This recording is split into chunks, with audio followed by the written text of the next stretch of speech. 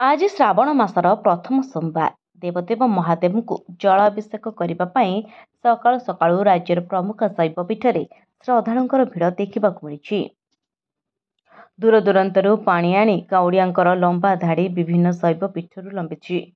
ଅନେକ ଶ୍ରଦ୍ଧାଳୁଙ୍କୁ mile mile ବାଟ ଚାଲି ଚାଲି ପାଣି ଭାର ଉଠାଇ ଶିବଙ୍କୁ ଜଳ ଲାଗି କରୁଥିବାକୁ ଦେଖିବାକୁ ମିଳିଛି। ଶ୍ରାବଣ ମାସରେ ଦେବଦେବ ମହାଦେବଙ୍କୁ ଜଳ ଲାଗି କଲେ ମାନସିକ ପୂରଣ ହୁଏ ବୋଲି ବିଶ୍ୱାସ ରହିଛି। ସେଥିପାଇଁ ମାସକ ପୂର୍ବରୁ ଜଳ ଲାଗି କରିବାକୁ ଯାଉଥିବା କାଉଡ଼ିଆ ରୀତିନୀତି ପାଳନ କରିଥାନ୍ତି।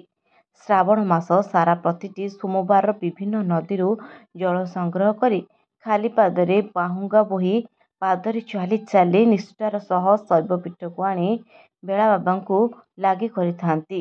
ତେବେ ଏନେଇ ବିଭିନ୍ନ ନଦୀ, ଘାଟ ଓ ତୀର୍ଥସ୍ଥଳୀ ଗୁଡ଼ିକରେ କାଉଡ଼ିଆଙ୍କର ସୁରକ୍ଷା ବନ୍ଦୋବସ୍ତ କରାଯାଇଛି।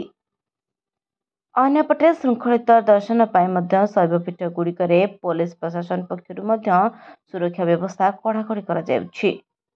ସେପଟେ କଟକ ଜିଲ୍ଲାର ପ୍ରସିଦ୍ଧ ଶୈବପୀଠ ବାବା ଧବଳେଶ୍ୱରଙ୍କର ମନ୍ଦିର ପ୍ରାଙ୍ଗଣରେ ଦେଖିବାକୁ ମିଳିଛି କାଉଡ଼ିଆଙ୍କର ଭିଡ଼। ରାତି 1ଟାରେ ମନ୍ଦିର ଦ୍ୱାର ଫିଟୁଥିବା ବେଳେ ବାବାଙ୍କୁ 108 ଗରାରେ ସୁବାସିତ ଜଳରେ ସ୍ନାନ କରାଯାଇଥିଲା। ମଙ୍ଗଳ ଆଳତି ଓ ବାଳଭୋଗ ଲାଗି ହେବା ପରେ ରାତି 2ଟାରୁ ବାବାଙ୍କର ଦର୍ଶନ କରିବା ସହ ଜଳ ଲାଗି କରୁଛନ୍ତି ହଜାର ହଜାର ମାନସିକଧାରୀ। ବ୍ୟୁରୋ ରିପୋର୍ଟ, ନ୍ୟୁଜ ଦୁନିଆ।